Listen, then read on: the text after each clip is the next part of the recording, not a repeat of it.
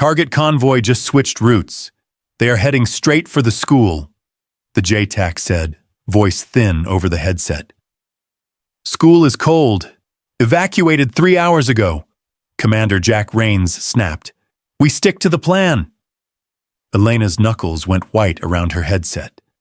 Negative. That road was blacklisted in the last hour. They are adapting to us. We have people on that road, Markova, Rains shot back. You greenlight that strike, you are painting a bullseye on my team. Silence filled the tokes, broken only by the faint whine of the drone feed and the scratch of the clock ticking toward 0. Viper 2 is pinned, a distant voice gasped through static. We are out of smoke. Be advised, convoy is... The transmission fractured into a howl of interference. 10 seconds to weapons release, the sensor operator said. CIA lead, I need a call. Abort or commit. Elena felt every gaze on her. Her cursor hovered over the red abort command, while the convoy's heat signature rolled toward the dark mass of the school compound and the last known position of Rains's team. Captain, the liaison whispered, if it is a decoy and we pull back, we lose the city. If it is not, Elena said, throat dry, we lose them.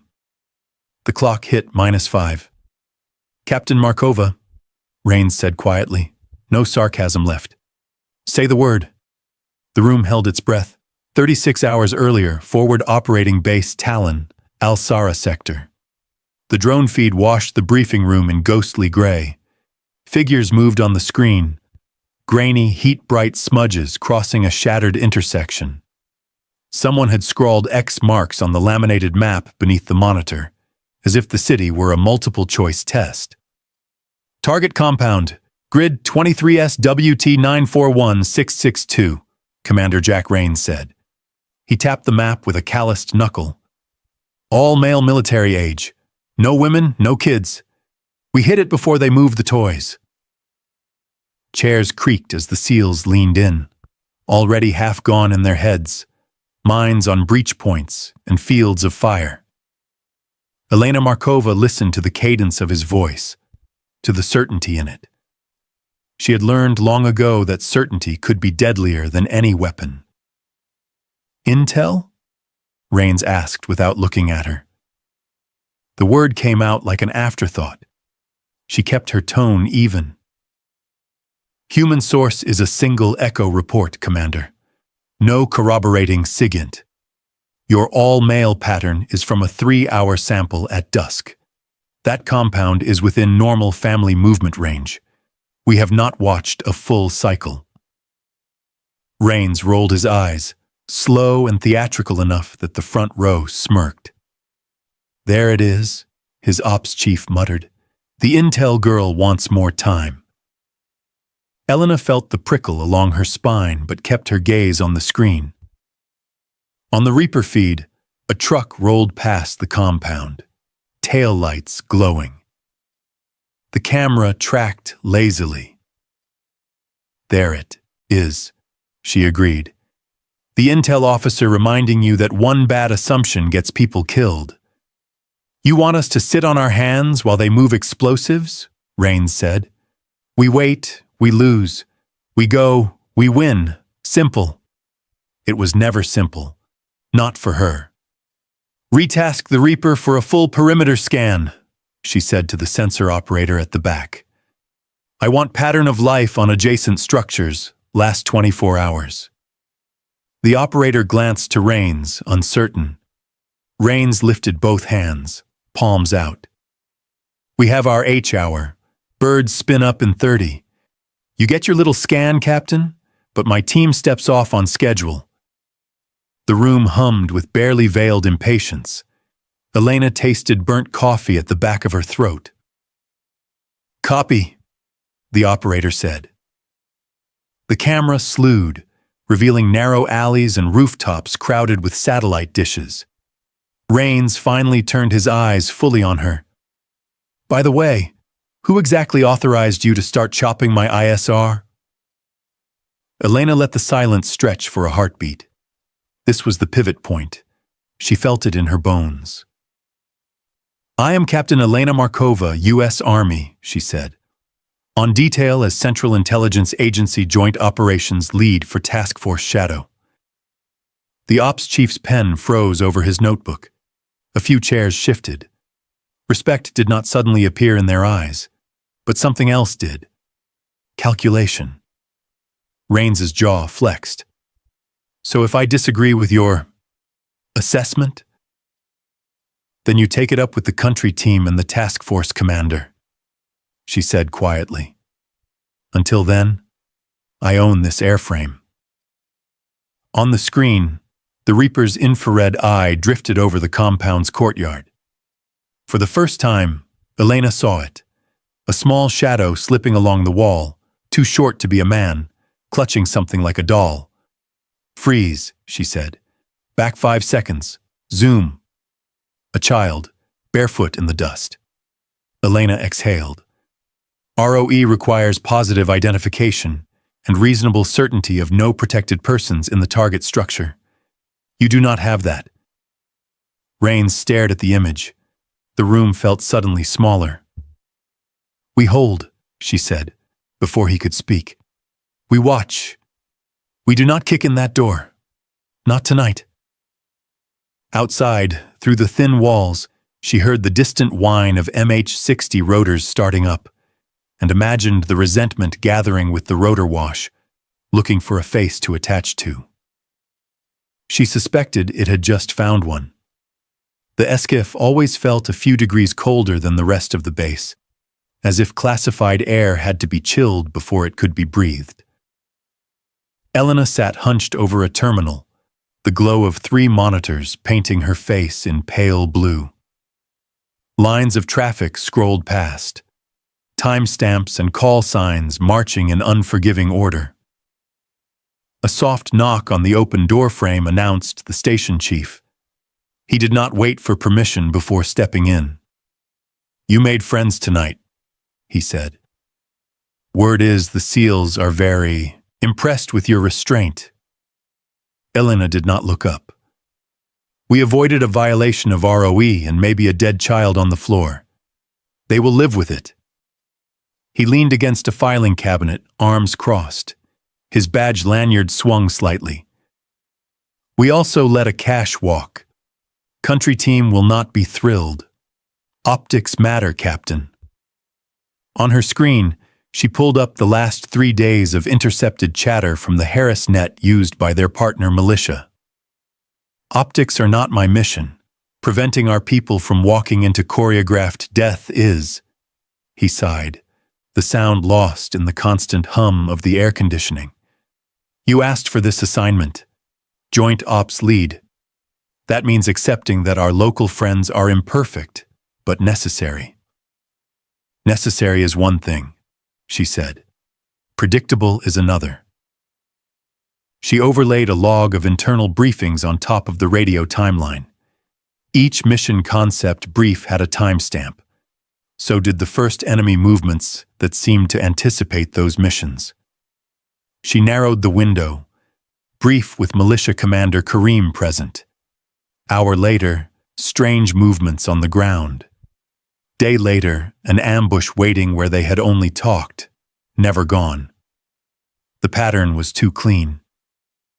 "Rule of engagement for intel sharing is simple," the chief said. "We give them enough to fight, not enough to betray us. So far, they have bled for us." "So far," she echoed. Her hand paused over the mouse. There it was. During briefings where Karim attended, a specific phrase they used for a target neighborhood reappeared almost verbatim on an unsecured net, then on hostile comms minutes later. Briefings without him lacked the echo. She felt her heartbeat in her throat. The last time she had ignored an echo like that, a convoy had driven into an IED belt so perfectly spaced it could have been laid over her own route slide.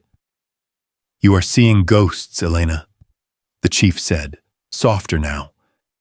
"This place breeds paranoia. You start treating every ally like a traitor, and nobody moves." A different memory crowded in, uninvited, a skinny translator dragging her behind a mud wall as rounds cracked overhead, yelling directions at her in accented English. Not all locals betrayed. Some had died for choices like hers.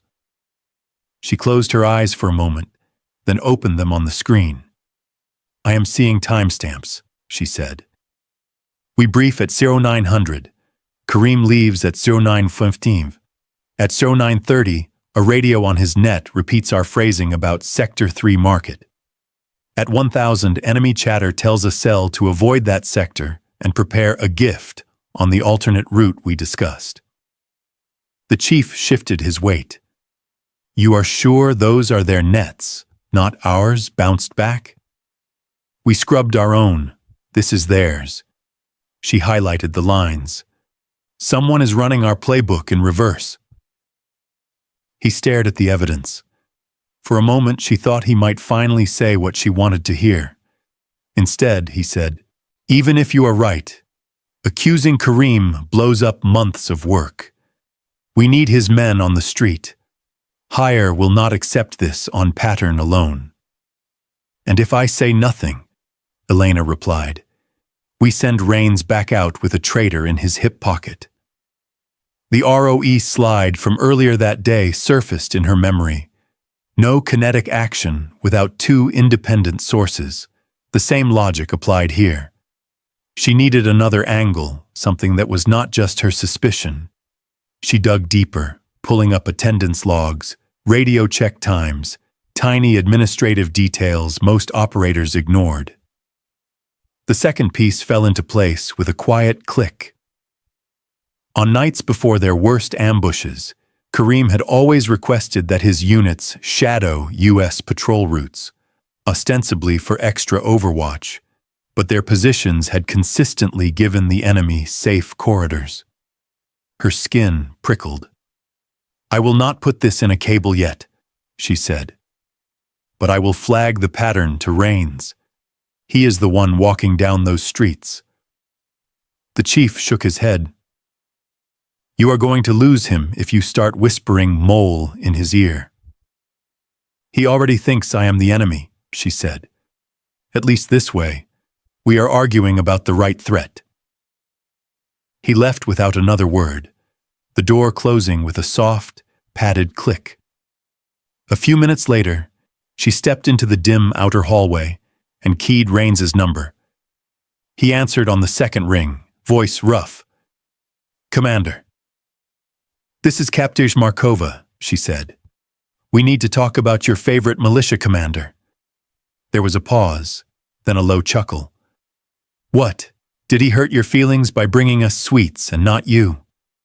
"He is leaking our briefings," she said. "Patterns line up. I can walk you through the timeline." "Patterns," he repeated. "Captain, with respect, you just saw one kid on one screen and canceled my night. Now you are seeing conspiracies in every radio log. Maybe you just do not like the way we do business out here." She stared at the far wall, paint peeling under the harsh fluorescent light. Maybe. Or maybe somebody is arranging welcoming committees for you. On his end, she heard muffled voices, the clank of gear, a door opening. "Funny you should say that," he said. "My advance patrol just rolled past Kareem's checkpoint. Civilians were lined up on the rooftops, watching like it was a parade. No kids playing, no haggling, just waiting." Elena felt the cold air bite at her damp palms. "Send me the feed," she said. "Now." As the line clicked and the file began to move, a thought slid in with the same quiet certainty as her earlier dread. Whatever this was, it was not random. And if she was right, she had just stepped onto a path there was no safe way off. The flight line pulsed with urgency. Rotor wash from the MH-60s whipped dust into tight spirals that danced around the teams loading up. Red chem lights glowed on plate carriers, creating ghostly silhouettes. Elena stepped out of the talk and into the chaos. Headset pressed to her ear, boots sinking into the rippled sand. "Assault element, check comms," Rains said over the net, voice clipped, forceful. "An hour and 15. The SEALs were already at the birds, ropes coiled, breaching charges packaged in neat rows. Their body language said everything. Mission locked. No more debate. Elena strode toward the temporary imagery tent set up beside the pad. Inside, the Reaper feed played on 3 monitors, the image jittering as the aircraft orbited the target compound miles away. She forced herself to ignore the noise outside, the shouted last-minute checks, the thump of boots, the metallic slide of magazines seating. "Show me the north wall again," she told the sensor operator. He hesitated. "Ma'am, we already cleared that sector." "Show me." He rolled the tape back 10 seconds. The camera panned. Grainy shapes, a courtyard, a moving glow. "Back 5. Zoom," she said. The operator complied. The figure came into focus. Small, hunched, clutching something to its chest. A child. Another shape trailed behind. Another child, dragging a blanket. Elena's stomach tightened. "Where did they come from?" she asked. "No idea. They weren't there in the watch cycle. Because someone waited for the raid window," she thought. Someone who knew it. Outside, she heard Rains barking final orders. The ops chief's voice cut through the net. "All stations, 1-minute comms check." Elena pushed out of the tent and crossed the few meters to the assault bird. Rains stood near the ramp, night vision goggles stowed on his helmet, jaw clenched with impatience. "What?" he demanded. "You do not have a clean structure," Elena said. "Children in the courtyard, north wall." "That is impossible. We scanned." "Scroll back 90 seconds, she said. "They were brought in. Someone staged them." Rains shook his head. "We cannot let them move those munitions. We scrub tonight. We lose a week." "If you go," she said evenly, "you violate ROE and kill children intentionally placed in the blast radius. And you walk into a house the enemy expects you to hit, at the exact moment they expect you to hit it." A breathless silence settled between them, broken only by the churning rotors overhead. The ops chief jogged over, headset bouncing. "Bird 1 is green. If we do not lift in 90 seconds, we lose our window." Rains's glare could have cracked Kevlar. "Captain, you better be absolutely sure." She felt the old memory unfurl, smoke rising from a ruined doorway, a small hand protruding from rubble because she had believed the wrong pattern. The weight settled against her ribs like a stone. "I'm sure," she said. Rains looked away, a muscle twitching in his cheek. Then he growled into his mic. "Shadow actual to all. Shadow elements. Stand down. Repeat. Stand down. Abort mission. RTB." A wave of disbelief rolled across the flight line. Shouts, curses, the hollow thump of frustrated fists hitting armored hulls. The ops chief stared at Elena as if she had personally disarmed every operator on the base. She did not flinch. The MH-60 rotors spun down, their howl fading into uneasy quiet. Then, a flash on the horizon, a low concussion that rolled across the desert like distant thunder.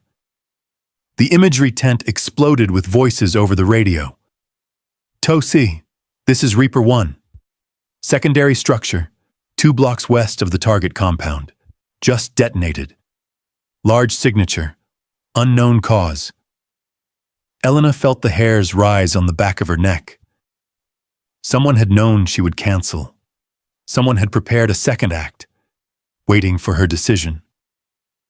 "Rains," she said softly.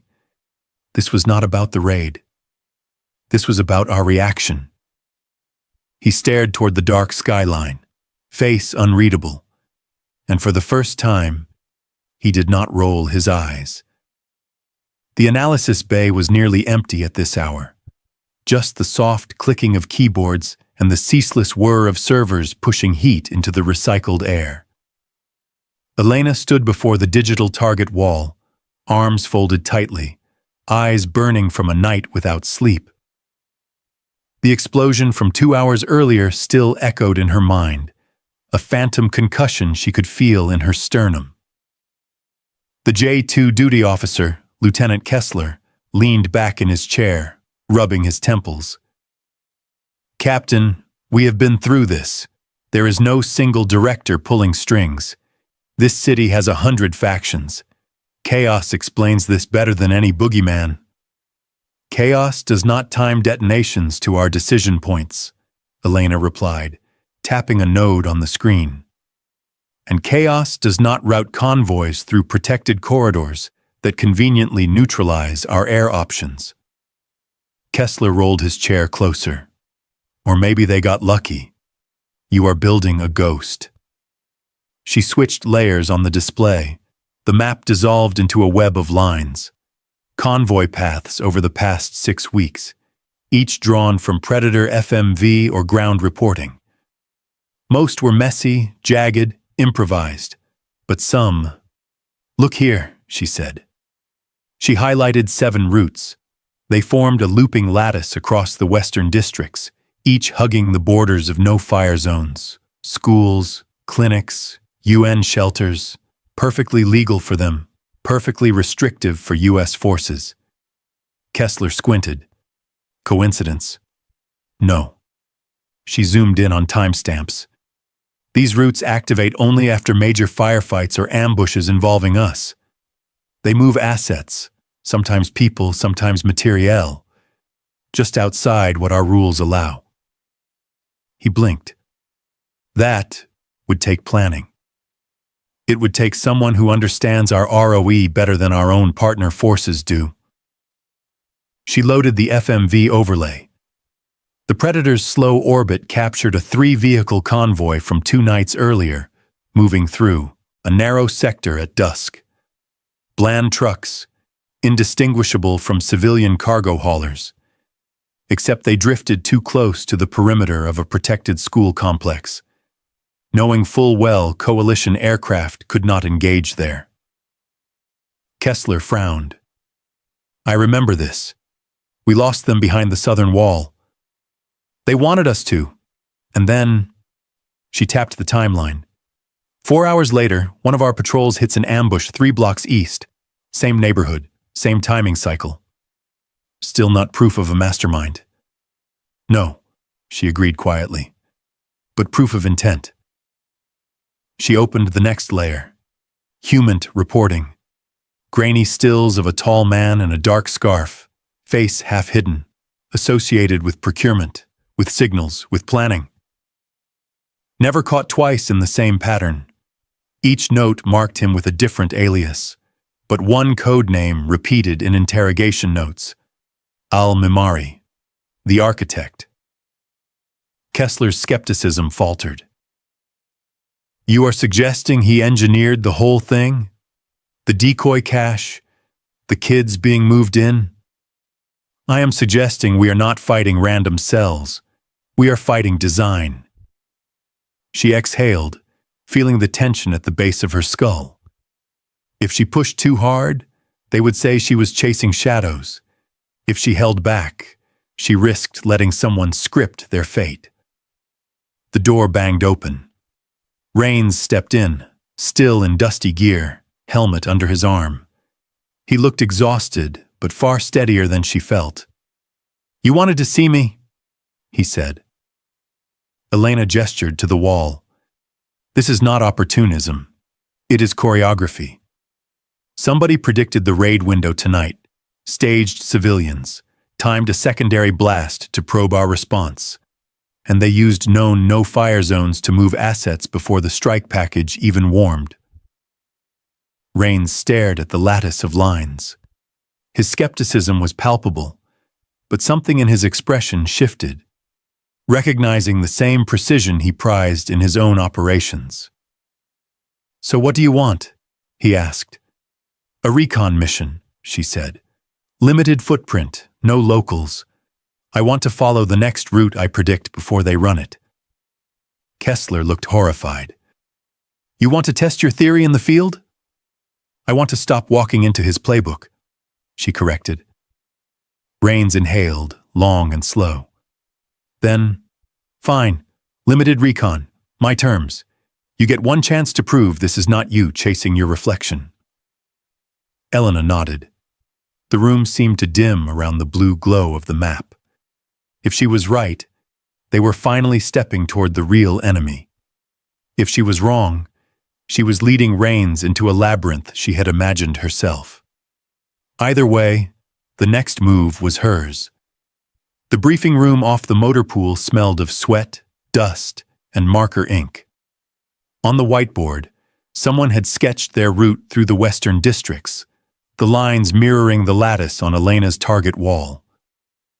Outside, engines idled, a low growl that made the floor vibrate. Rains stood at the front, pointing with a capped pen. "Shadow convoy will lead. Kareem's boys trail in the second packet. We roll light, eyes open. No kicking doors, no heroics. We are there to look, not to rearrange the furniture." A few chuckles rippled through the U.S. side of the room. The local militiamen, gathered near the back with their mismatched uniforms and battered rifles, did not smile. Kareem himself watched Elena with unreadable calm. She waited for a pause. "Recommend we limit Kareem's unit to outer cordon only," she said. "Our previous data shows their presence correlates with compromised movements." It was a carefully chosen phrase. Correlates with, not leaks, not yet. The liaison from higher, a major with a perpetually furrowed brow, shook his head. "Guidance from above is clear, Captain. No unilateral shows of force. We need locals visible in the lead. Optics." "Optics will not stop an IED," she replied. "Neither will paranoia," the major said. "They have taken casualties fighting the same enemy." Kareem stepped forward, placing a hand over his heart. "We go where your men go, Captain. My city is not yours alone to die in." His Arabic was smooth, measured. The interpreter rendered it faithfully, but Elena heard the original well enough to catch the subtle emphasis on your. Rains cut in before the argument dug deeper. "We do not have time for philosophy. Markova, you ride in lid M wrap with my advance element. Kareem's liaison rides with second. That satisfies the guidance." "Which liaison?" she asked. Kareem smiled. "My sister's son. He speaks some English. He will learn from your brave men."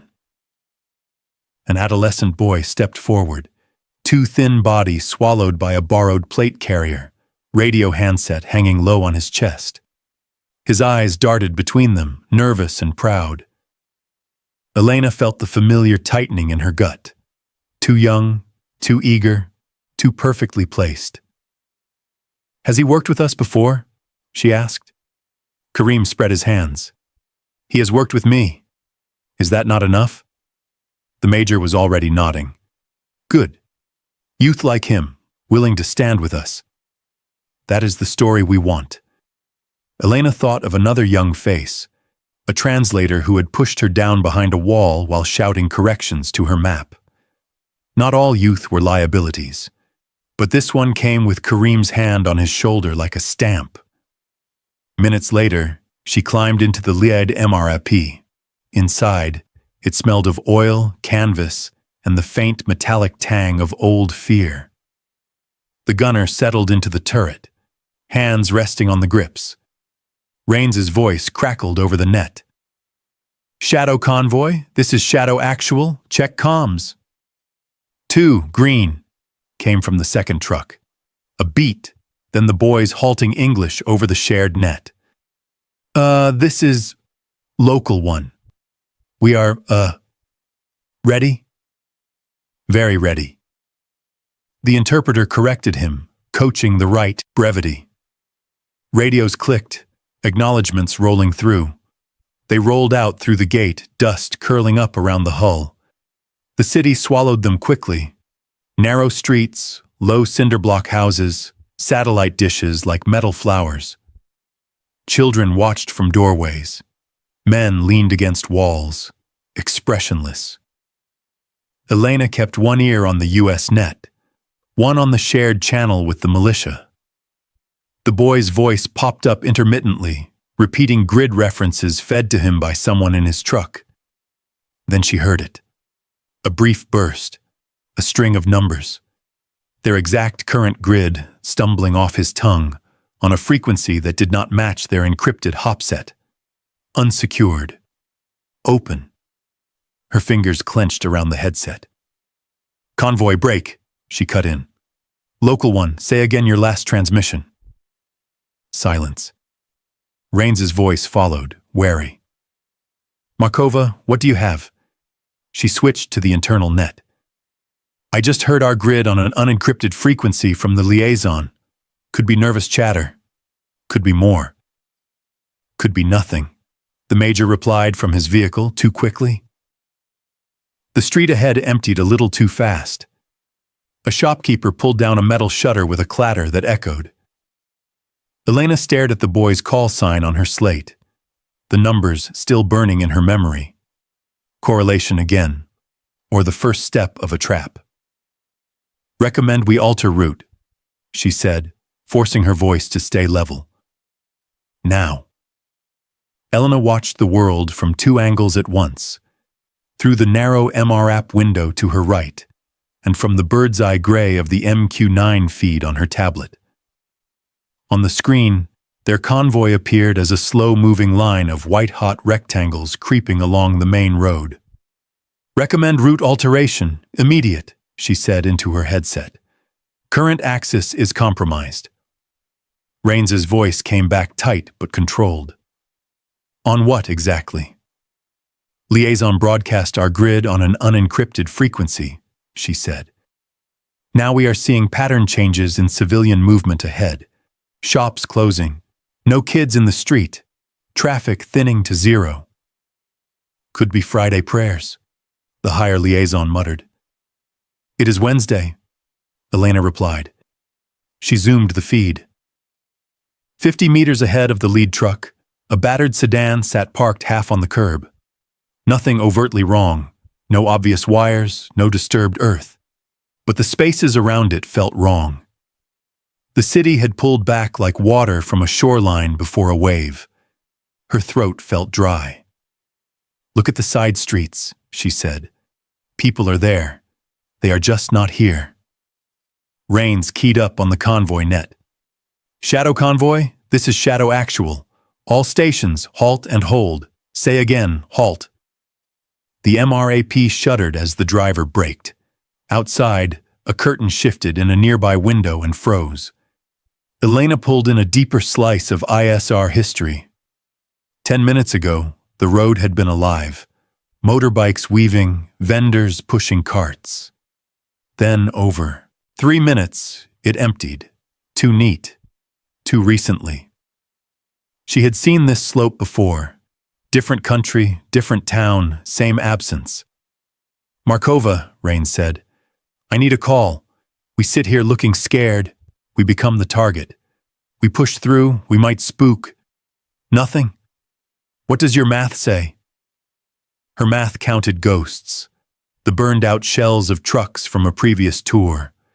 The dull stare of an officer who had handed her a casualty list and asked which line was her favorite.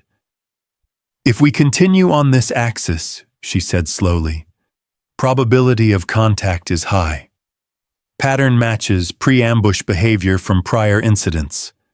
Recommend we reroute through Alley 7, northern parallel. That alley is tight, the convoy commander cut in. If they hit us there, we have no maneuver. ROE prohibits you from shooting first out here, Elena said. They know that. On the main road, they can set command-detonated IEDs with clean fields of fire. In the alley, They have less standoff and more chance of collateral they might want to avoid. Or they crowd it with civilians, and we have to eat whatever they serve, the liaison countered. Her tablet showed the alley, narrow, yes, but still populated. Women moving with buckets, kids darting between doorways. Normal, messy life. The main road had become a carefully arranged, still life. She heard the phantom voice of a dead team sergeant in her head. "You knew, ma'am. You saw it. Why did you keep us on the road?" She would not hear that voice again. Not from these men. "Shadow Actual," she said. "This is Joint Ops Lead. I am directing a route change under existing threat indicators. Execute deviation to Alley 7, North Parallel. Grid as marked. No fires unless taking effective fire. Copy?" There was a pause. A beat where she felt the weight of every stare in every vehicle she could not see. Then Rains. "Copy, route change to Alley 7. Convoy, right turn in 3, 2, 1. The MRAP lurched as the driver swung them into the side street. Walls closed in, painted concrete drifting close enough to touch. Children stopped to stare, one boy lifting a hand in a hesitant wave. "Keep it slow," Rains said. "Gunner, eyes high. No pointing barrels at kids unless they point something first." Elena's fingers dug into the edge of her seat as the drone feed shifted, orbiting to keep them in frame. The empty main road slid to the side of the display. For a moment, nothing happened. Then, in the upper corner of the screen, the abandoned sedan on the main road flared white and vanished in a bloom of heat. A shockwave rippled dust down the empty street. Secondary pops followed, fuel, maybe, or buried charges chained to the first. The blast reached them as a dull thump through the MRAP hull, a shiver in the seat. "Jesus," someone breathed on the net. "Reaper 1 to Shadow Actual," the ISR operator cut in. "Confirmed detonation on your previous route. At least 3 devices, possibly more." Elena exhaled, only then realizing she had been holding the breath. Rains's voice came on, low and flat. "Convoy, maintain current route. Nobody say a damn word to the locals about what almost happened, copy?" Acknowledgements rolled through. A private message chimed in her headset. Rains on a direct circuit. "Markova?" he said. "For the record, you are 2 for 2 on ruining my day." She waited for the sting that usually followed. Instead, he added, "And on keeping my people alive." The line clicked off before she could answer. Outside, the alley pressed in, noisy and cramped and vividly alive, while the empty, efficient kill zone burned just out of sight behind them. The cub ran long.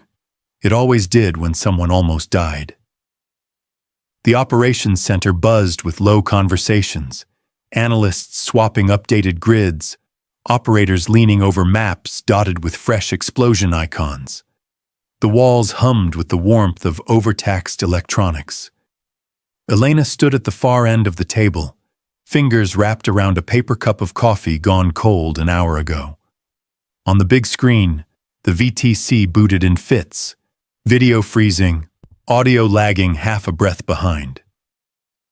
The task force commander, Colonel Halverson, appeared in crisp resolution that made their dusty uniforms feel like a reprimand. "Good work on avoiding yesterday's ambush," Halverson said. "Commander Rains, your intuition saved lives." Elena felt the words settle like sand in her throat. Rains sat 2 seats away, arms crossed, expression unreadable. The ops chief gave him a congratulatory nudge. "I would like a walkthrough of the call," Halverson said. "How did we spot it? And how do we replicate that success?" The room shifted subtly, eyes glancing toward Rains, waiting for the story. Elena kept her gaze on the table. "Say nothing. Do not make it about you." Rains scratched at the stubble on his jaw. With respect, sir, it was not intuition. Halverson raised an eyebrow. No? No, Rains said. It was Captain Markova. She caught the pattern and directed the reroute. I just executed. The ops chief blinked. A few intel soldiers exchanged looks. The major from higher frowned, clearly unprepared for this version. Halverson nodded slowly. Captain Markova, confirm? Elena stepped forward. ISR indicated a rapid shift in civilian traffic consistent with pre-ambush behavior. Combined with a compromised transmission from a local liaison, the risk level exceeded acceptable thresholds. The colonel gestured for her to continue. She explained the timing slope, the empty corridor, the sedan placed on a predictable standoff. Her voice stayed steady, clinical, factual, leaving no space for ego. When she finished, Halverson leaned back. Solid analytic work. Commander, you will continue to coordinate with Captain Markova on route safety. Rains grunted his acknowledgement. Not approval, just acceptance. Halverson continued, given the evolving threat, I am granting Joint Ops Lead full authority over ISR allocation within this sector. Retasking authority is delegated to Captain Markova, pending deconfliction with airspace control. The major stiffened. Sir, that is a significant shift. Noted, Halverson said. Still happening. The line crackled, audio lag catching up a half-second late. Any objections based on operational risk? Halverson asked. Elena could feel them, all of them. The resentment in the room hummed like static. Rains surprised her again. No objections from Shadow, he said. If she sees it, we need it. Her chest tightened. Not gratitude, not comfort. Something sharper. The realization that even her victories arrived through someone else's microphone. Halverson moved on to logistics, casualty reports, partner force performance. Elena drifted back to her corner, coffee finally cooling to the temperature of the room. When the VTC ended, chairs scraped, conversations resumed. The ops chief brushed past her without looking. The major from higher offered a tight, brittle smile. Rains lingered. You got what you wanted, he said quietly. What I needed, she corrected. He studied her a moment. Same difference. She looked at the map, blast icons blooming like a rash. Not here. He nodded once, turned, and walked out. Her tablet chimed with a flood of new ISR access codes. Authority she had earned. Authority that would now force her to choose where the eye in the sky pointed, whose lives it might save, and whose it might miss. Respect on credit, she thought. And the interest rate would come due soon. The information operations cell had the cluttered feel of a college dorm crammed into a bunker. Posters with messaging drafts, stacks of leaflets in Arabic and English. Laptops open to social media feeds scrolling in endless, angry streams. The air smelled of instant noodles, stale coffee, and cigarette smoke that someone was pretending to exhale outside. Elena stood in front of the big screen where civilian movement heat maps overlaid recent attack locations. Red blobs clustered around markets, bus depots, mosques. Another layer showed their own operations, raids, convoys, cordons. You are seeing faces in clouds, the PSYOP captain said, shaking his head. These people move because they are scared, not because some mastermind is choreographing them. They move where they are allowed to, Elena said, and where they are pushed. She toggled the layers. In one time frame, civilian traffic bled out of certain neighborhoods hours before IEDs detonated. In another, crowds mysteriously intensified along routes they never prioritized, except on days when coalition patrols traveled nearby. We have been doing leaflets and radio spots for weeks, the captain said, telling them to avoid certain sectors, use safer corridors. Maybe they actually listened. Shocking, I know. Your safest corridors line up perfectly with enemy transit routes, Elena replied. That is not shock. That is design. She flipped to the next slide. A scanned leaflet recovered from a bombed-out alley. The Arabic text warned residents to leave specific blocks for your safety, citing possible clashes. The wording was careful, almost bureaucratic. Not ours, the captain said. Wrong logo, different font. Read the phrasing, she said. She pulled up a draft from a U.S. contingency package, one that had never officially gone out. The English version used a particular sentence about temporary displacement to maximize long-term security. The Arabic translation mirrored that structure exactly. Same unusual verb choice, same sequence. The captain's smirk faded. That packet never left this compound. Exactly, Elena said. Yet someone out there is echoing it. They are not just mimicking our style. They are repurposing our own language to move civilians out of battle space that they need for themselves. The room quieted. A PSYOP sergeant stubbed out his cigarette in a coffee cup, suddenly self-conscious. So what? The captain asked, but his tone had lost confidence.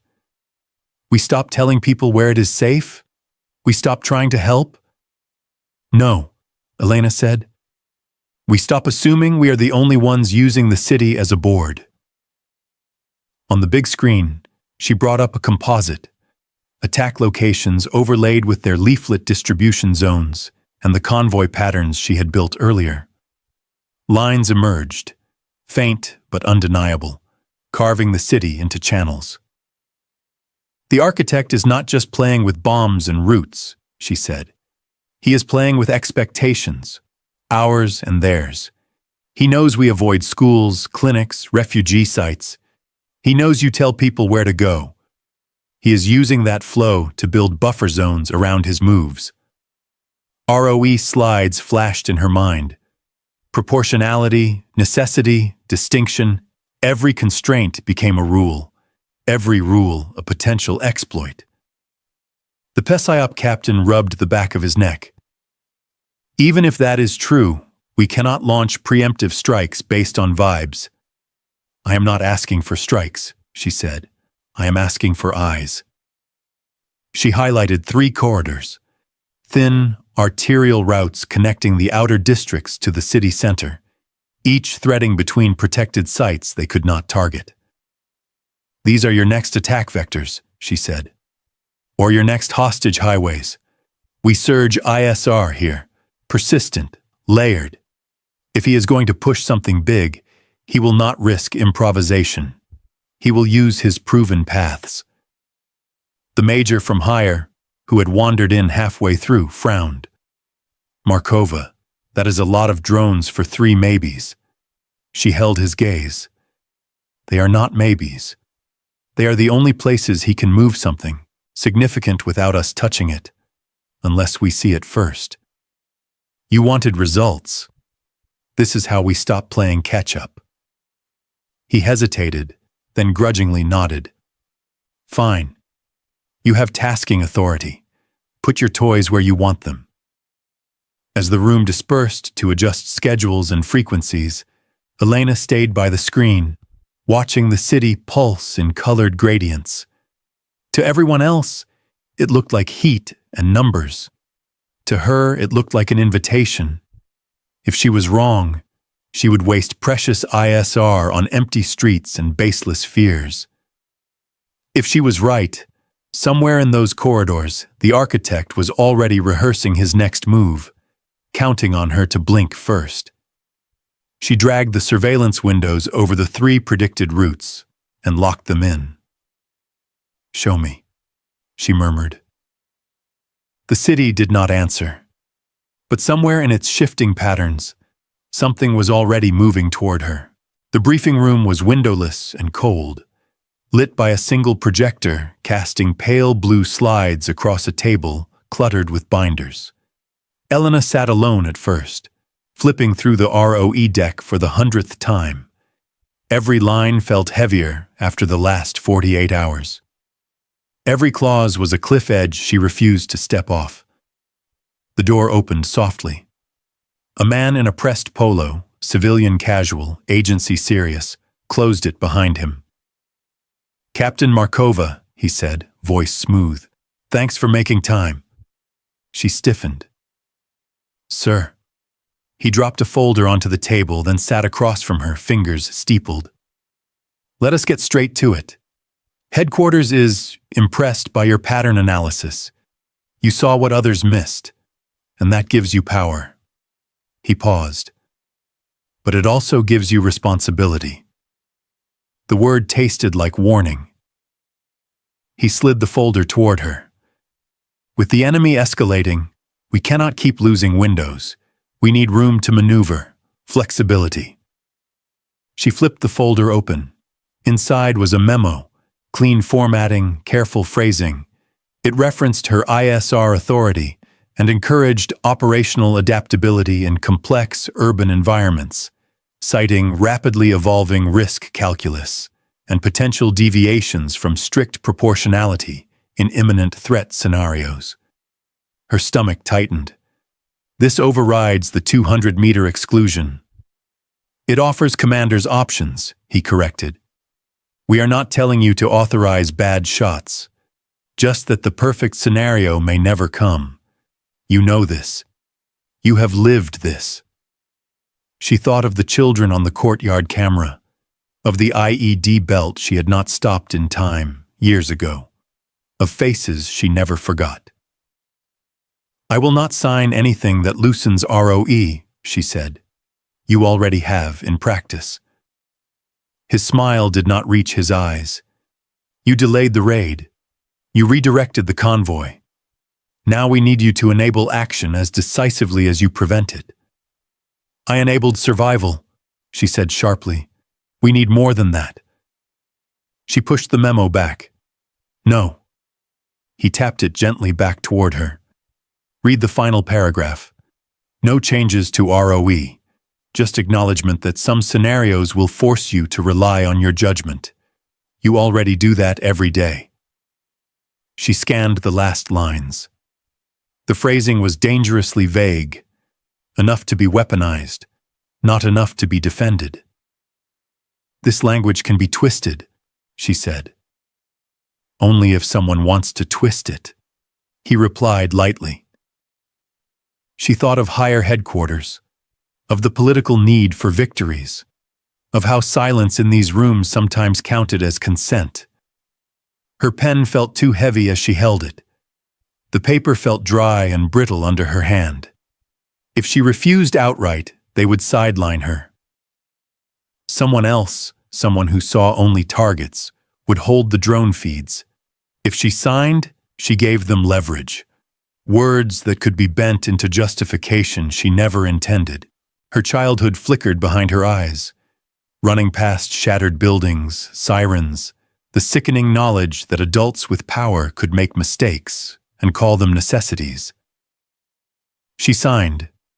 Just 3 letters of her name. A signature that felt like a fracture. The official smiled, collected the folder, and stood. "Good. We will move quickly. Be ready." The door clicked shut behind him. Minutes later, her radio crackled on the secure channel. "Joint Ops Lead, this is targeting cell," an analyst said. "We received a request from higher. Possible strike on a suspected weapons courier. He's within 180 meters of a protected clinic. But they're citing your memo as justification for expedited review. Do you concur?" Elena stared at the floor, heart hammering once, twice. She had not authorized this, but her signature now lived in someone else's mouth. "Send me the feed," she said quietly. Her voice sounded smaller than she expected. A decision she never meant to allow was already unfolding. The map of the airfield road was pinned to the table like a specimen. A straight line, too neat for this city, running from the outer districts to the runway. A hard, simple artery that everyone depended on and everyone knew existed. The logistics officer jabbed at it with a pen. If we do not roll tonight, forward companies hit yellow on ammunition and water within 24 hours. Fuel is already tight. We cannot fight on empty mags and dry tanks. Elena studied the pattern projected over the satellite image. Recent attacks formed crescents on either side of the route, never quite cutting it. Not yet. The architect is not stupid, she said. He knows this road is your lifeline. He has tested your reactions around it, not on it. He is waiting for the right convoy, the one big enough to hurt. The major from higher folded his arms. Captain, your models flag everything as a potential kill zone. We cannot shut down movement every time your lines cross. I am not asking you to shut it down, she said. I am asking you not to send one fat target down a predictable route at a predictable time. The logistics officer sighed. Standard doctrine. Route clearance package up front, main convoy behind, overwatch where terrain allows. We step off at 2300 to minimize civilian traffic. That is the safest option. It is the most obvious option, Elena replied. He will key off your doctrine. He will plan for your perfect night. She pulled up ISR archives from the last week, overlaying civilian movements and unexplained construction along the road. A cluster of activity near a culvert. A new stack of tires that appeared overnight at a choke point. Small things that could be nothing, could be everything. What do you propose? The major asked, his tone edged with impatience. Staggered movement, she said. 3 convoys, 1 light, 1 heavy, 1 heavier, still. Different timings, different spacing. Move the lowest priority loads first as a decoy. He will commit on the early target, expecting the main push. The logistics officer stared at her. Decoy? You mean send people out to draw fire? I mean distribute risk instead of concentrating it, she said. If he wants spectacle, he will aim for the first sizable convoy. We configure it to survive a hit. You are asking me to sign off on turning drivers into bait, he said quietly. She looked at the map, at the neat little rectangles representing trucks and people reduced to icons. She heard again the accusation from a widow months ago. You moved them like pieces on a board and called it fate. I am asking you to accept that he is already using you as bait, she said. The only question is whether he gets to choose the terms. Silence settled over the table. Outside, rain began to patter on the tin roof, a soft counterpoint to the tension inside. ROE slides flashed in her memory. Minimize foreseeable risk. Balance necessity against harm. No deliberate sacrifice. But this was never about absolutes. It was about margins. We armor the lead convoy heavy, she said. Buffalo MRAP with ground-penetrating radar up front. Extra ECM, minimal critical cargo. We brief every driver on the risk. We do not lie to them. The logistics officer rubbed his forehead. And if he does not bite on the first? Then you still have 2 more chances to adjust, she said, and ISR watching his every move. The major exhaled through his nose. You are very calm for someone suggesting we roll a loaded dice with human lives. I am not calm, Elena said. I am terrified. That is why I am doing the math instead of closing my eyes. In the end, the signatures went on the movement order. Hesitant, reluctant, but there. At 2250, the first convoy rolled out. Buffalo in the lead, a short string of supply trucks behind, all lights slitted or off. Rain streaked across armored glass. Elena watched from the TOS, headset on, drone feet up. The MQ-9 tracked them from above, its infrared view turning puddles into black hollows. "Buffalo 1, this is Shadow Talk," she said. "Maintain 15 kph, call any anomalies?" "Buffalo copies," came the reply. The driver sounded younger than she wanted him to. The road stretched ahead, deceptively simple. Puddles. A stalled civilian car abandoned in the median. A small, dark shape near the culvert she had flagged. "Zoom on culvert," she told the sensor operator. The camera tightened. Freshly disturbed earth. Too regular. Too neat. "Possible deep buried?" she murmured. "Buffalo, this is Toke," she said. "Shift to right side of the road. Slow to 10. GPR confirms or denies, but do not linger." "Copy, right side," the driver said. The convoy adjusted, metal giants shifting lanes in slow motion. For 10 long minutes, nothing happened. Then, as the lead truck passed the culvert, the road behind them erupted. A towering column of fire swallowed the second and third vehicles in the string, the shockwave crackling through the drone's audio channel as static. Alarms screamed in the TOS. Radios lit up. "Contact! Contact! Contact!" someone shouted. "This is Truck 2! We are hit! We are—" The transmission broke into chaos. Elena's fingers flew across the controls, pulling in secondary feeds, scanning for follow-on attacks. "Buffalo, status!" she demanded. "Buffalo 1, still rolling," came the reply, breath ragged. "Blast behind us. Truck 2 and 3 disabled. We have fire but no secondary detonations. Possible shallow charges only." She swallowed hard. They had configured those trucks with lower priority cargo and heavier armor. Injuries, certainly. Deaths, maybe, but not annihilation. "Shift to emergency exfil route Alpha," Elena said. "Stay off the shoulders.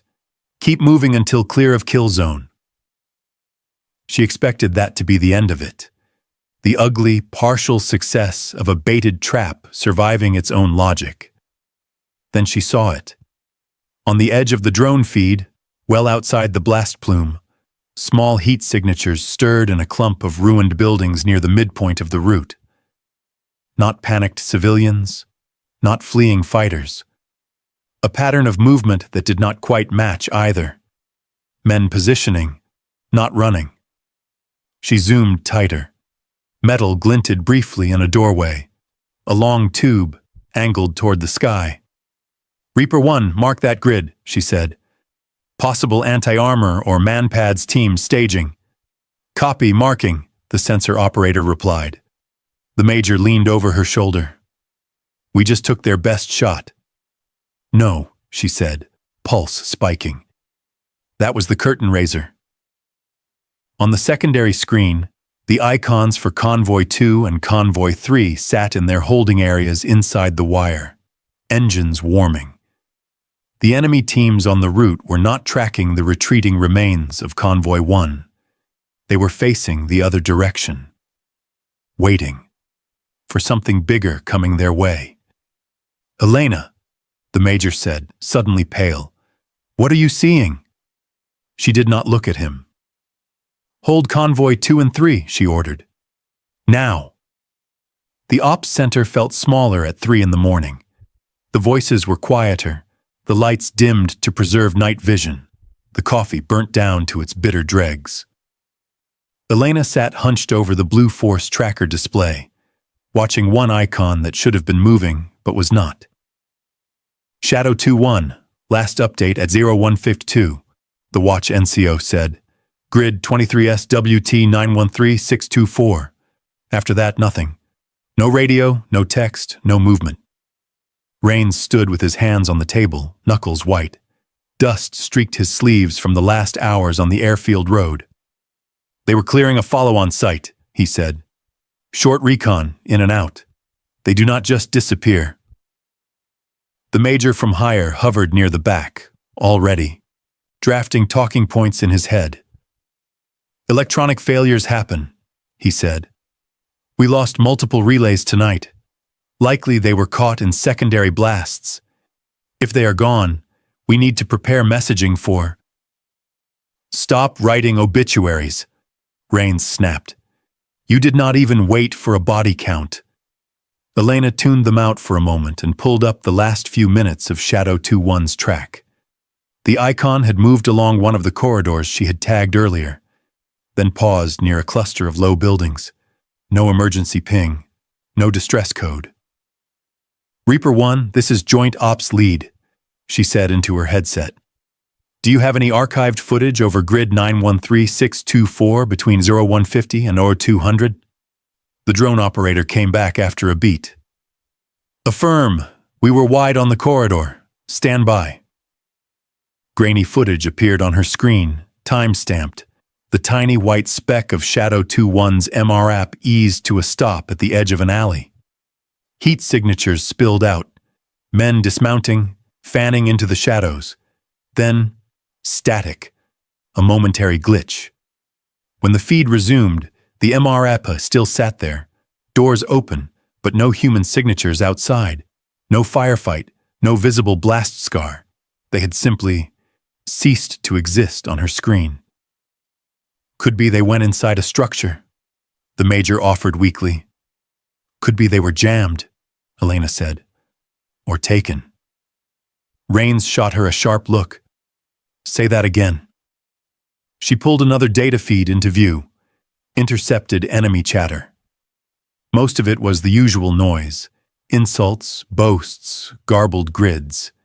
But a flagged snippet from 10 minutes after Shadow 2-1 dropped off made her skin go cold. "Translation notes?" she asked. An analyst slid over on his rolling chair. "We tagged that as celebratory.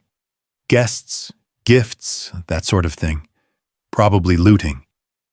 Elena read the Arabic herself, lips moving silently. The phrase for guests was old-fashioned, not the usual slang. The same word a translator once used for POWs they hoped to trade. Another line mentioned, "keeping them breathing until the stage is ready." Her pulse picked up. "This is not looting," she said.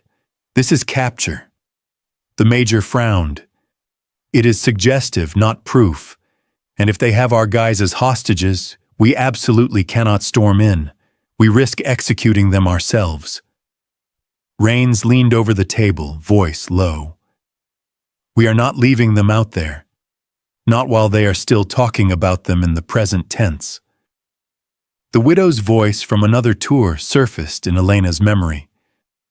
"You decided they were gone before anyone even looked." She swallowed. "Pull all intercepts from that net for the last hour. Focus on route mentions, staging points, words like market, theater, exchange. He will not stash them randomly. He will use them." "He?" the Major echoed. "The architect," she said. More lines scrolled up as the linguist filtered. A reference to the school road and moving the guests to the curtain. Another to inviting the Americans to watch. Her blood ran colder. School road, curtain, stage. It sounded less like a hiding plan and more like a performance. "Where?" Rains demanded. Elena overlaid likely movement routes from the suspected capture point. The corridors she had flagged in Chapter 8 lit up again, converging toward the city sectors with schools and clinics, the very places they could least afford to hit. "He wants to drag us into a hostage scenario we cannot solve with force," she said. "He wants our ROE to choke us." "Then we do not give him that," Rains said. "We go in smaller, quieter, pick them up before he can finish setting the stage." The Major shook his head. "We cannot just launch a rescue op on soft intel. If we misread this, we walk more people into a trap and hand them even more hostages. If we sit on our hands, he parades our men in front of cameras and detonates something behind them," Rains shot back. "You know it. She knows it." He jabbed a thumb at Elena. All eyes turned to her. ROE hammered at the back of her skull. Minimize risk to captives. Avoid indiscriminate fires. Demand corroboration. She looked at the map, at the flickering icons and lines that used to be abstract. Now they were tethered to names she knew, jokes she had heard in passing, men who had saluted her with casual disrespect and still somehow trusted her to steer the unseen. She could say it was not enough. She could let precedent and caution write them off for her, or she could accept that the architect of this mess had designed it for her hesitation and step anyway. Shadow 2-1 is not KIA, she said quietly. Intercepts, language, and route analysis all point to live captives being moved toward the school sector. The room held its breath. I am authorizing a limited rescue operation, she continued. No heavy fires, no air-delivered ordnance inside the protected radius. ISR saturation on all 3 predicted corridors. We move in small, fast, with exfil ready. The major stared at her. You are staking your career on a few lines of bad poetry and your gut. No, she said. I am staking it on his ego. He wants an audience. We will be there before he finishes dressing the stage. Rains nodded once, sharp. I will get my people ready. As he left the room, Elena kept her eyes on the map, tracing the corridors the enemy would use. Somewhere out there, men she had failed to protect, once already were being marched through the dark, counted as guests in someone else's script. This time, she would decide whether the curtain rose. The drone feed jittered as Elena zoomed into yet another alley. Just more shadows, more rooftops, more heat signatures blending into one another. Dawn threatened at the edge of the horizon, a faint blue that washed the world in confusion rather than clarity.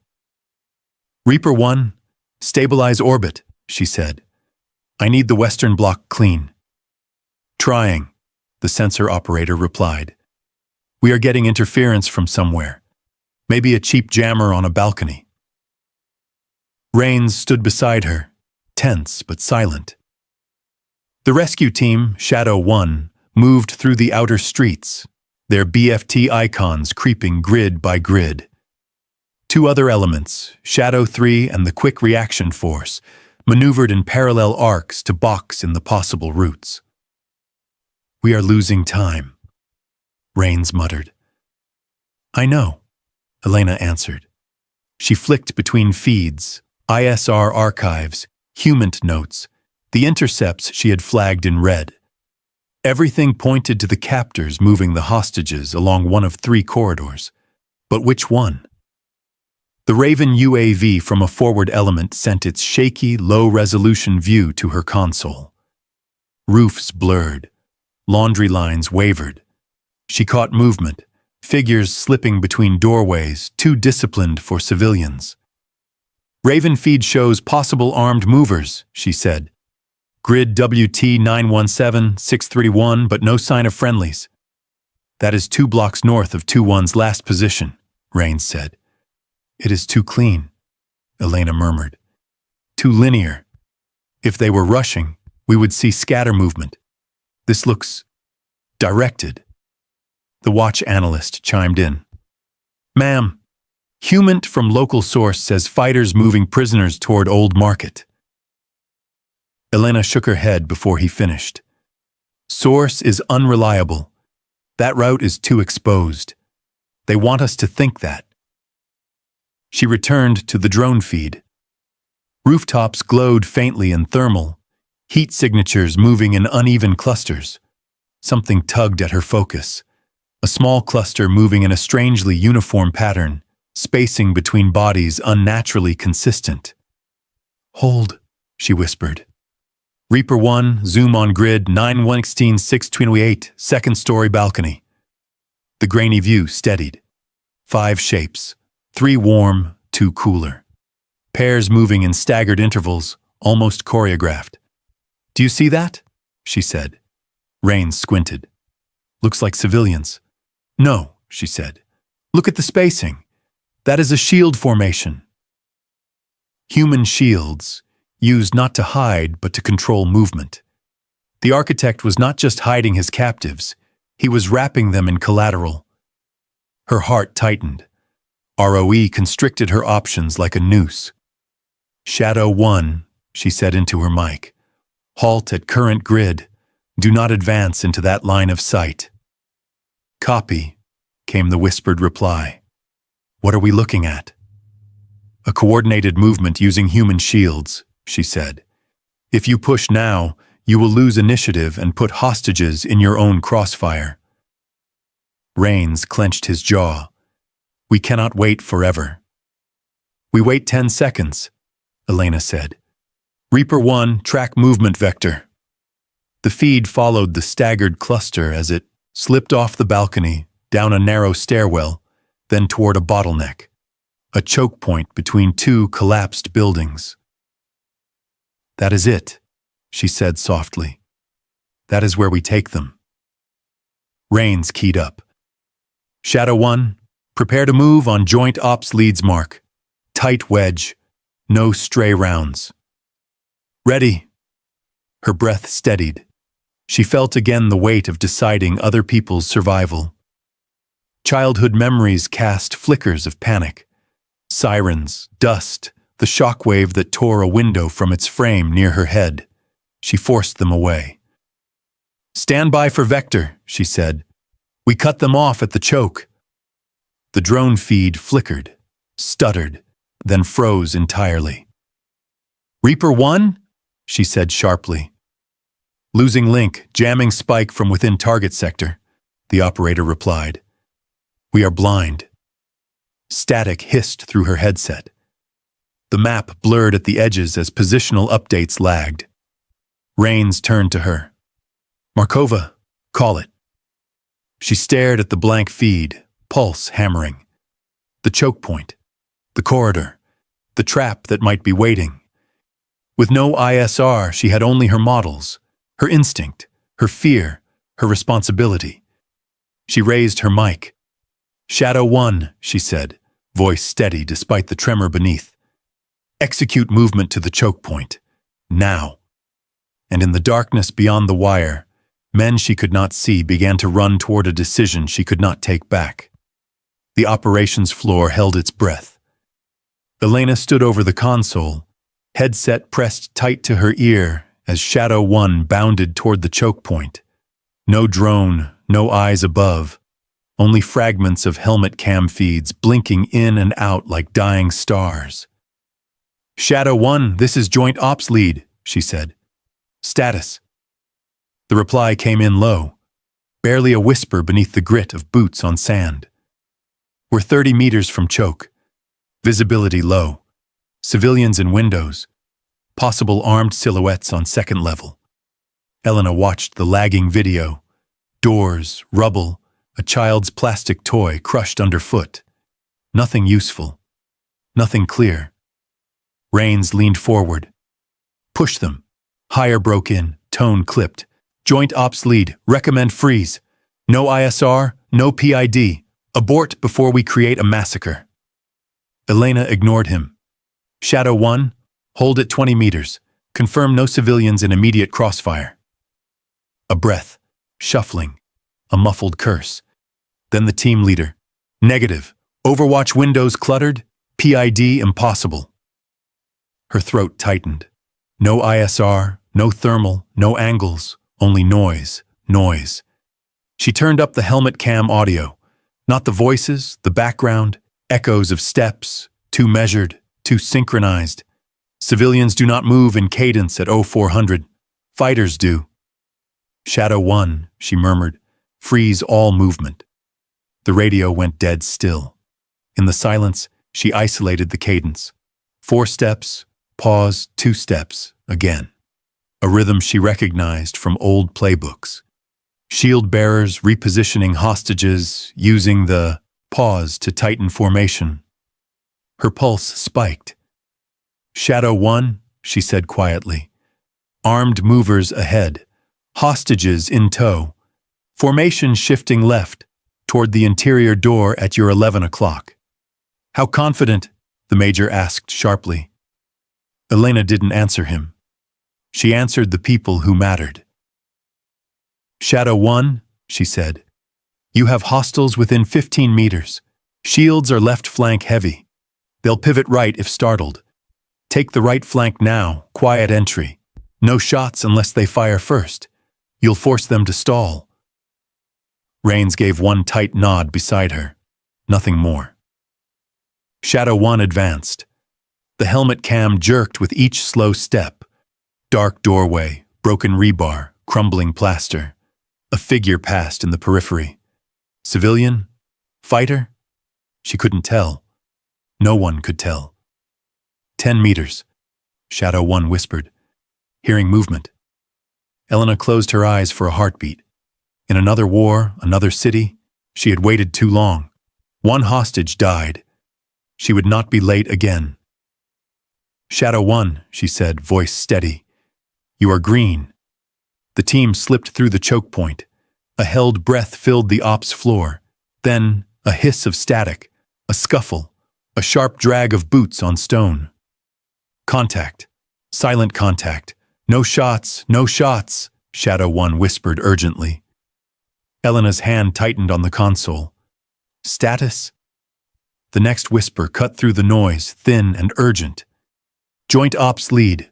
We found the corridor, but... A pause. Breathing. Not fear. Confusion. There's someone else here. Elena's eyes snapped open. Hostage? Negative, Shadow 1 breathed. Not one of ours. Not a fighter either. Looks like a decoy. Planted. Wired with... The feed crackled violently. Audio distorting. Joint ops lead, the team leader forced out. We've got a mannequin rigged with a heat pad and a speaker repeating footsteps. A fake signature, a false cadence. Elena's stomach dropped. It wasn't just a trap. It was a message. Rains stared at her. He knew we were coming. And in that dim alley behind the fake corridor of heat, the real captors slipped deeper into the city unseen. Exactly as the architect intended. The tow sea hummed with a nervous energy that felt like static under Elena's skin. The map boards, the radios, the drone feeds, all of it narrowed down to a single rectangle on the main screen. A convoy of 3 vehicles moving along the edge of the school sector. Convoy just switched routes, the JTAC said, voice thin. They are heading straight for the school. School is cold, Commander Rains snapped. Evacuated 3 hours ago. We stick to the plan. Elena's knuckles whitened around her headset. On the MQ-9 feed, the vehicles glowed hot against the cooling streets. They were not civilian vans. Too disciplined in spacing, headlights blacked out, speed constant. Negative, she said. That road was blacklisted in the last hour. He is adapting. This is not random. He has my people somewhere out there, Rains said. You greenlight that strike and you paint a bullseye on them. On a secondary screen, intercepts scrolled. Guests being moved. Curtain nearly ready. Bring them near the school so they can hear. Her stomach twisted. Reaper 1, confirm distance from convoy to protected site, Elena said. Currently 300 meters and closing, the operator replied. We reach 200-meter bubble in 25 seconds. Weapon is on final. Time to impact 10 on your mark. The ROE slide she had memorized 100 times floated in her mind. No strikes inside the bubble without imminent mass casualty threat. What was more imminent than a loaded convoy driving toward a sector built around classrooms and courtyards? Viper 2 is pinned. A distant ground voice cut through the net. One of the rescue elements still tangling in the corridors they had misread. We are out of smoke. Be advised, convoy is... Static swallowed the rest. The room shrank. Every face turned toward her station. CIA lead, the sensor operator said, voice taut. I need a call. Abort or commit. Rains stepped closer, headset cord taut. Markova, listen to me. He wants you to fire. He wants you to be the one who killed them. That is his play. She zoomed in on the lead truck. No external weapons visible, but the suspension rode heavy. Not a soft-skin civilian load. That thing carried weight. Explosives, maybe, or fuel. Something that turned streets into craters. Her models flickered through probabilities. If she let it roll and it hit a crowded sector, they would count bodies in the dozens. If she stopped it here and the hostages were inside, they would never know how many had been alive at impact. 10 seconds to weapons release, the operator said. If we abort past 7, we lose control of the bomb. The convoy turned slightly, hugging closer to the wall of the school compound. He was tightening it, she realized, dragging her decision inside the 200-meter noose. Rains's voice dropped, softer than she had ever heard it. You do not owe Hire a headline. You owe my people a chance. She saw the last team she had misjudged, names on a casualty list, a widow asking her why she had been so slow. Heaped over it, the faces of children in the ruined village from before, and her own, reflected in a cracked window as sirens wailed. He studied you, she thought. He knows you will always choose the smaller number of dead. He is betting on it. Her cursor hovered over the red abort command. Her other hand hovered over the strike authority toggle. 5 seconds, the operator said. Captain Markova, say the word. The convoy crossed the invisible line on the map. The school's darkened outline loomed beside it like a verdict. Elena inhaled once, slowly. She did not think of careers or memos or inquiries. She thought of the kind of war she was willing to leave behind her. Reaper 1, she said, voice steady. This is Joint Ops Lead. The clock hit 0 as she spoke, carrying her decision forward at the speed of falling steel toward a row of unsuspecting roofs and whoever, exactly. The architect had placed inside those vehicles. The strike had sounded like nothing inside the togs.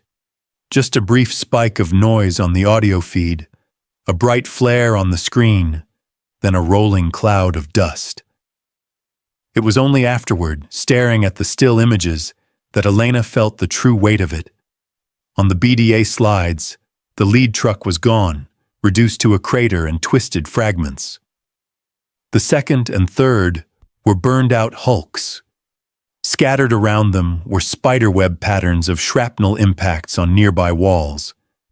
Closer to the school compound, windows had blown out, but the main structure stood. Multiple secondaries, the imagery analyst said, tapping circles on the screen. Cook-off patterns consistent with a large explosives load. This was not a soft convoy. Elena focused on that. The secondaries, the proof that she had not just hit an empty bluff. It helped, until he clicked to the next slide. Recovered items, he said. Remains are still being processed, but we have at least 2 tactical vests matching Shadow 2's kit, plus fragments of US-issue comms gear in Truck 3. Beside her, Rains's shoulders stiffened. He had not slept. The stubble on his jaw was darker than usual, eyes bloodshot. So they were in there, he said, voice flat. Some of them, Elena said. Not all. Intercepts after the blast mentioned moving the rest away from the noise. He split them. It was a terrible kind of math. Some men dead in the crater she had authorized. Others dragged away as bargaining chips. An hour later, she sat in a smaller room. No screens, just a recorder on the table and 2 legal pads. A JAG officer and a civilian investigator faced her, uniforms and polo shirts arranged like a quiet firing line. "For the record," the JAG said, "state your name, rank, and duty position at the time of the strike." She did. The words felt rehearsed now. "You held delegated ISR and strike recommendation authority," the civilian said. "We need to confirm the decision chain." Elena folded her hands to keep them still. "Yes, I held recommendation authority. Weapon release remained with the aircrew and controlling agency, but they acted on my call." "Walk us through your calculus," the JAG said. "Specifically with regard to ROE. You struck inside 200 meters of a protected site with possible hostages present." She took a breath. The convoy had diverted toward the school corridor after multiple intercepts indicating a planned mass casualty event. Their load, formation, and route all matched previous VBIED patterns. If we allowed them into denser population, projected casualties exceeded any realistic hostage count. "And your awareness of U.S. personnel possibly on board?" "I assessed it as likely but not confirmed," she said. "The architect designed that route to exploit our ROE and my history. He wanted a no-win scenario. My choice was between a certain larger number of unknown civilians and a smaller mixed group that likely included some of our own." The recorder's tiny red light stared back at her, unblinking. "You could have aborted," the civilian said. "Yes," she said, "and accepted the risk of a school compound turned into a crater with hundreds inside. That would also have been my decision." They exchanged a look. "Who, in your judgment, bears primary responsibility for the call?" the JAG asked. "You, the JTAC, the aircrew, or command guidance?" Elena thought of the memo she had signed, the pressure, the voices around her in the TOC. She thought of the sensor operator's "I need a call" and Raines's plea to protect his men. She could diffuse it, spread the weight around the room. The system often did. Instead, she said, "I do. The analysis was mine. The recommendation was mine. Everyone else acted on that. Responsibility follows the person who moved the cursor." The pen in the JAG's hand paused for a heartbeat, then resumed its scratching. Hours later, as the findings moved upward and sideways into cables she would never read, she stepped out into the harsh daylight by the flight line. A C-17 sat at the far end, ramped down, cargo crews moving with practiced indifference. Raines found her there. "Boarding pass?" he asked. "Reassignment," she said. "Stateside, quietly." He nodded once. "They say it was a good shot. City is still intact.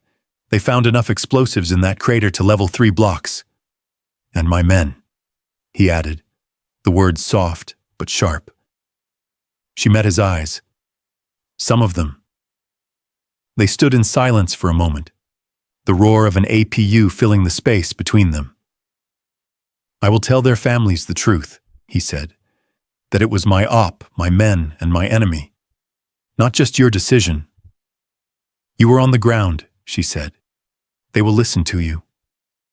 He hesitated, then offered his hand. It was rough, calloused, real. "No applause," he said. "But you did not flinch. Whatever they write, I will remember that." She accepted the handshake, feeling the weight of what was not said, that he would also remember the crater, the gear fragments, the names she had turned into probabilities.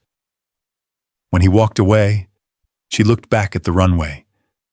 There would be no medal, no citation with her name on it.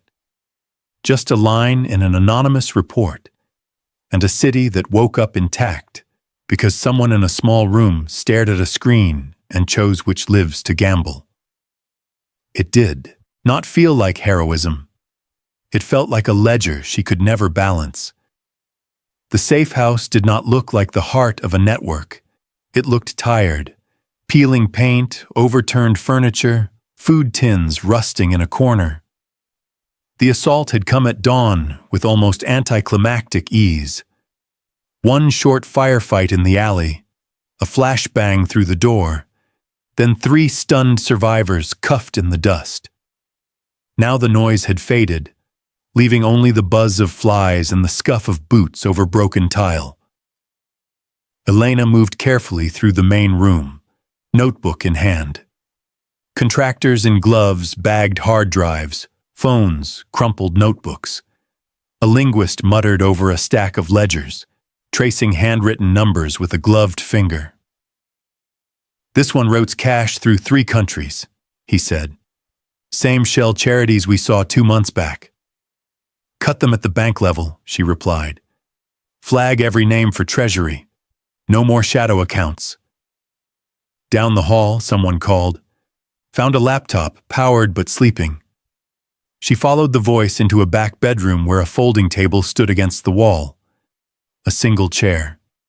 A cheap laptop, lid half closed. Whoever had been here last had left in a hurry. "Power it up," she said. The screen blinked awake, demanding a password. The tech attached a small device, fingers moving with bored efficiency. 2 minutes later, the desktop appeared, folders with bland names, dates, and numbers. "Elena," Rain said softly from the doorway. He looked different without his plate carrier, armor exchanged for a simple chest rig and a lingering exhaustion. "Interrogation team says we got enough from the survivors to call this structure dead. They want to start exfil planning.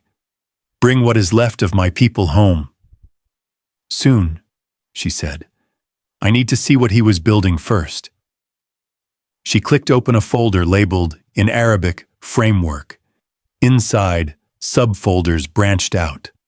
Routes, Psych, Coalition, Markova. Her hand froze on the trackpad. She opened it. Documents filled the screen, some in Arabic, some in English, charts, annotated timelines. Her own decisions rendered as data points. Village strike denied. Cash raid aborted. Convoy rerouted. School sector strike authorized. Each had notes beside it in neat script. Under the convoy ambush. She chooses road that preserves initiative, not optics. Under the school sector strike. When trapped between larger unknown and smaller known, she accepts guilt for the smaller. Predictable. A cold, detached sickness spread through her chest. He had not just studied Coalition ROE. He had studied her. Built scenarios around her likely reactions. Each choice she thought of as uniquely agonizing had been anticipated, bracketed, slotted into a margin of error. Rain stepped closer, reading over her shoulder. "What is that?" "His contingency," she said. "Not just for us, for me." Another file? "If Markova reassigned, adjust pattern.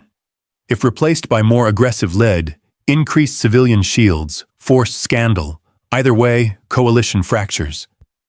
He had turned her ethics into a lever and her reputation into an input variable.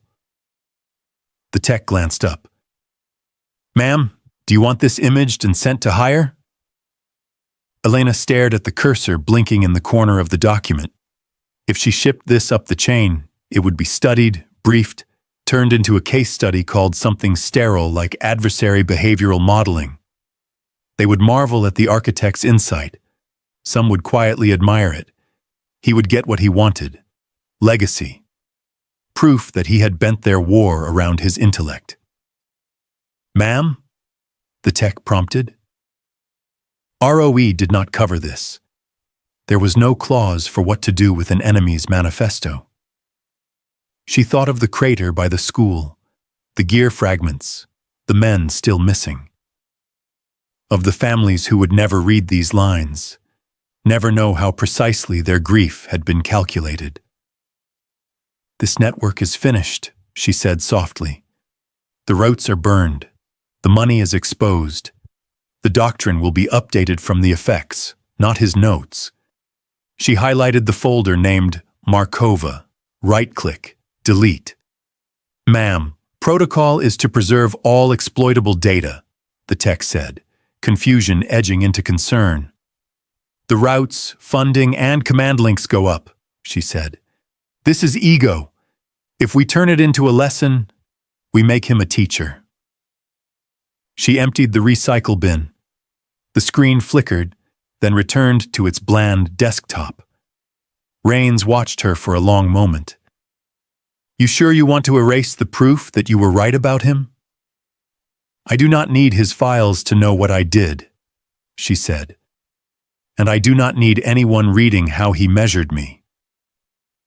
Outside, someone shouted for the buses that would take the team back to the airfield.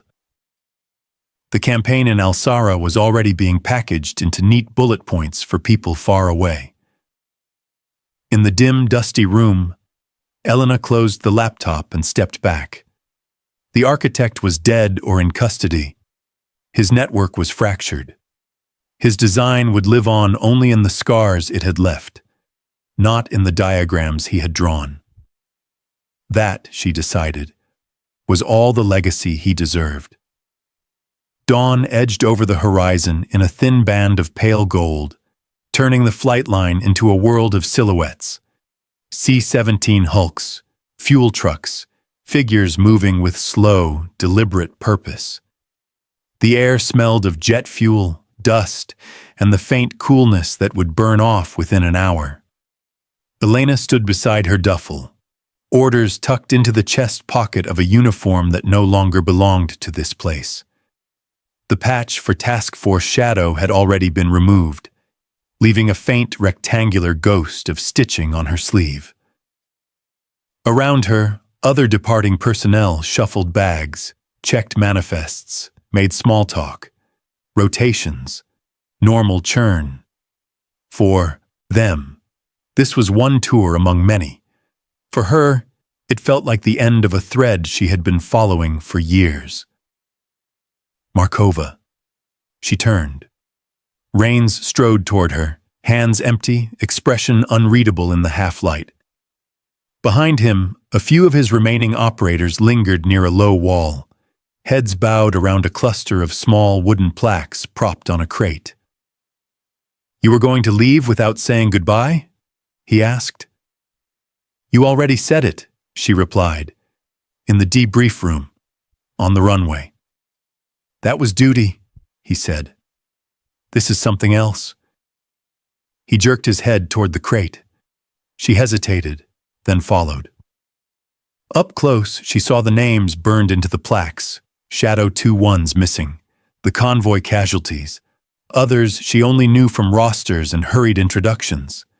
No formal memorial, no stone, just wood, ink, and a strip of cloth tied around each. One of the SEALs handed her a small marker without speaking. We do this before redeployments, Rains said. Nothing official. No speeches. She looked down at the blank bottom edge of one plaque, the space where someone might have written a citation. Instead, there was only a date and a grid. I should not be here, she said quietly. This was your team. It was your war too, he said. They died in operations you shaped. Some lived because of you. Seems fair you get a line on the wall inside your own head. She uncapped the marker. For a moment, the words would not come. Finally, she wrote a simple phrase in small, careful letters along the base of one plaque. No safe choices, only chosen risks. It did not absolve. It did not explain. It simply acknowledged what they all already knew. As she stepped back, one of the operators, eyes red, jaw tight, met her gaze. He said you saw it coming, the man murmured. The road, the trap, twice. I am still here because you were difficult. Elena almost smiled. It is not a flattering adjective. It is the right one, he said. The loudspeaker crackled, calling boarding for outbound personnel. Engines on the C-17 spooled higher, a rising roar. The major from higher appeared briefly, offering a practiced, distant nod. Captain Markova, your work here will be reflected appropriately in the campaign review. I am sure it will, she said. No mention of commendations, no talk of medals. Just reflected, smoothed out, made palatable. Rains waited until the major moved away. They asked if I wanted to recommend you for something, he said. Ribbon, citation, a line you could put on a wall someday. And? She asked. I told them you would hate it, he replied, and that if they insisted, they had not understood what you did. She believed him. He shifted his weight. For what it is worth, I would have rolled my eyes at you all over again at the start, even knowing how it ends. Comforting, she said dryly. Because that is who I was, he continued. But I would have listened faster. She nodded. It was as close to an apology as either of them would ever manage. The final boarding call echoed across the tarmac. Time to go, she said. He stepped back, then stopped. If you ever wonder, later, whether any of it mattered, ask yourself how many plaques did not get made. That is the only math that counts. She did not trust her voice, so she only dipped her head in acknowledgement. Then she shouldered her duffel and walked toward the waiting aircraft. At the base of the ramp, she paused and glanced back. From this angle, the memorial was just a small, dark cluster against the expanse of concrete. No audience, no cameras, just a handful of people and they're dead. No applause. At the top of the ramp, she stepped into the belly of the plane, the air cooler and smelling of hydraulic fluid and canvas. The loadmaster gestured her to a jump seat. She sat, buckled in, and felt the engines surge. As the aircraft lifted off, Alsara shrank beneath her, a grid of streets, scars, and silent corridors where decisions had been made that no one outside a handful of classified rooms would ever fully understand. She closed her eyes, not to forget, but to remember on her own terms. Somewhere below, people she would never meet walked through a city that was still standing. Children would go to other schools. Markets would open. Patrols would come home more often than not. No one would clap for that. It was enough.